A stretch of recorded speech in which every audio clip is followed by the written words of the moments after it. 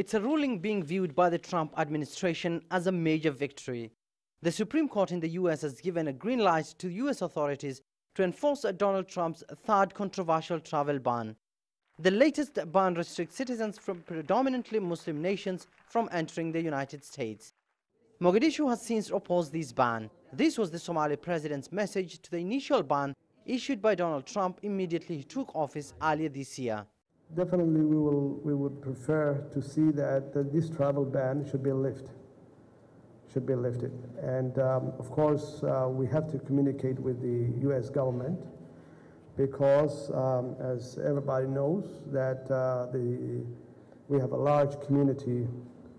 There is a large Somali community in the United States who I'm sure have contributed to the U.S. economy and the U.S. society in different ways. And we have to talk about what the Somali people have contributed rather than only few people who probably may cause a problem. However, despite the inclusion of North Korea and Venezuela to this travel ban, many here still view it as religious discrimination. Thousands of Somalis now reside in different U.S. cities after fleeing a decades-long conflict back home.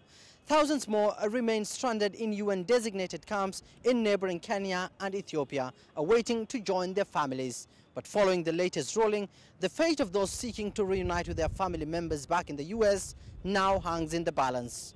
Elsewhere, on the streets of the capital, the decision has elicited angry reactions. This ban once again shows that the U.S. government is not adhering to its own values. It's quite unfortunate that Washington is dividing the global population. In my own opinion, I see this affecting the cooperation being enjoyed by the two countries. This was seen from the start. It was among Trump's campaign pledges to ban Muslims from entering the U.S. He has faced many challenges to achieve this, but the U.S. Supreme Court has finally given him the green light. U.S. authorities say that the ban will keep terrorists from entering the country. However, Washington doesn't have an embassy in Mogadishu that issues visas. Instead, the vetting takes place at the U.S. Somali mission based in neighboring Kenya.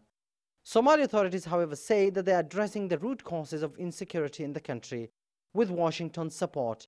Since the beginning of 2017, the U.S. Africa Command has carried out 30 aerial strikes against militant groups. And as the U.S. extends its military muscles in the country, experts suggest that the travel ban must be lifted if Washington hopes to make gains on the ground. Abdulaziz Billow, CGTN, Mogadishu, Somalia.